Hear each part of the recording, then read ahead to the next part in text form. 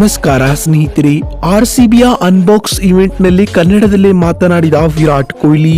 ಹಾಗಾದ್ರೆ ಸುದ್ದಿಯ ಸಂಪೂರ್ಣ ಮಾಹಿತಿ ಏನು? ಅಷ್ಟಕ್ಕೂ ಆರ್ಸಿಬಿಯ ಅನ್ಬಾಕ್ಸ್ ಇವೆಂಟ್ ನಲ್ಲಿ ಕಿಂಗ್ ಕೊಹ್ಲಿ ಹೇಳಿದ್ದೇನು ಗೊತ್ತಾ? ಹೀಗೆ ಇದರೆಲ್ಲದರ ಬಗ್ಗೆ ಇವತ್ತಿನ ಈ ಒಂದು ವಿಡಿಯೋದಲ್ಲಿ ತಿಳಿಸ್ಕೊಡ್ತಾ ಹೋಗ್ತೀನಿ. ಹೀಗಾಗಿ ದಯವಿಟ್ಟು ಈ ವಿಡಿಯೋವನ್ನ ಕೊನೆವರೆಗೂ ನೋಡಿ. ಆದರೆ ಅದಕ್ಕಿಂತಲೂ ಮುನ್ನ ನೀವು ಕೂಡ ಆರ್ಸಿಬಿ ತಂಡದ ಅಭಿಮಾನಿಗಳಾಗಿ ಈ ವಿಡಿಯೋವನ್ನ ನೋಡುತ್ತಿದ್ದರೆ ತಪ್ಪದೆ ಈ ಕೂಡಲೇ ಈ ವಿಡಿಯೋಗೊಂದು ಲೈಕ್ ಮಾಡಿ. ಹೌದು ಸ್ನೇಹಿತರೆ, ಬ್ಯಾಂಗಳೂರು ಅನ್ನೋದು ನಮ್ಮ ಹೆಸರಲ್ಲ. ಬೆಂಗಳೂರು ಎಂದಿದ್ದರೆ ಚಿನ್ನ ಎಂದು ಆರ್ಸಿಬಿ ಫ್ರಾಂಚೈಸಿಗಳಿಗೆ ಅಭಿಮಾನಿಗಳು ಎಷ್ಟು ವರ್ಷದಿಂದ ಹೇಳುತ್ತಿದ್ದರು. ಕೊನೆಗೂ ಆರ್ಸಿಬಿಯ ಮಾಲೀಕರು ಅಭಿಮಾನಿಗಳ ಒತ್ತಾಯಕ್ಕೆ ಮಣಿದಿದ್ದಾರೆ. 2008ರಿಂದಲೂ ರಾಯಲ್ ಚಾಲೆಂಜರ್ಸ್ ಬ್ಯಾಂಗಳೂರು ಎಂದು ಕರೆಸಿಕೊಳ್ಳುತ್ತಿದ್ದ ಆರ್ಸಿಬಿ ಫ್ರಾಂಚೈಸಿ ತನ್ನ ಹೆಸರಿನ ಕೊನೆಯಲ್ಲಿದ್ದ ಬ್ಯಾಂಗಳೂರು ಅನ್ನ ಬೆಂಗಳೂರು ಆಗಿ ಅಧಿಕೃತವಾಗಿ ಬದಲಾಯಿಸಿದ್ದಾರೆ. ಮಂಗಳವಾರ ಚಿನ್ನಸ್ವಾಮಿ ಸ್ಟೇಡಿಯಂನಲ್ಲಿ ನಡೆದ ಆರ್ಸಿಬಿಯ ಅನ್ಬಾಕ್ಸ್ ಕಾರ್ಯಕ್ರಮದಲ್ಲಿ ಸ್ವತಃ ಈ ಬದಲಾವಣೆಯನ್ನ ಅಧಿಕೃತವಾಗಿ ಘೋಷಣೆ ಮಾಡಲಾಯಿತು.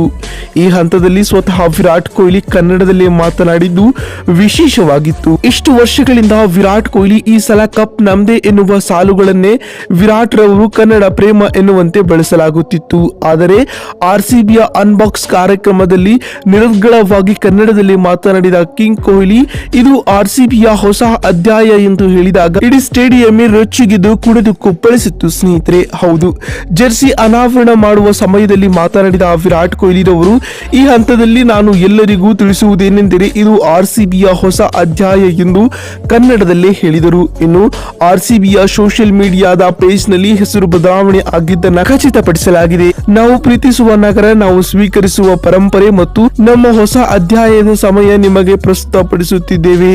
ರಾಯಲ್ ಚಾಲೆಂಜರ್ಸ್ ಬೆಂಗಳೂರು ನಿಮ್ಮ ತಂಡ. ಇನ್ನು ಆ ಬಳಿಕ ಆರ್ಸಿಬಿಯ ಹೊಸ ಜೆರ್ಸಿಯನ್ನ ಕೂಡ ಪ್ರಕಟಿಸಲಾಗಿದೆ. ಆರ್ಸಿಬಿ ಅಂದರೆ ಕೆಂಪು, ಈಗ ನೀಲಿ ಬಣ್ಣ ಕೂಡ ಸೇರಿಕೊಂಡಿದೆ. ನಾವು ನಮ್ಮ ಹೊಸ ಜೆರ್ಸಿಯ ಜೊತೆಗೆ ಸಿದ್ಧವಾಗಿದ್ದೇವೆ.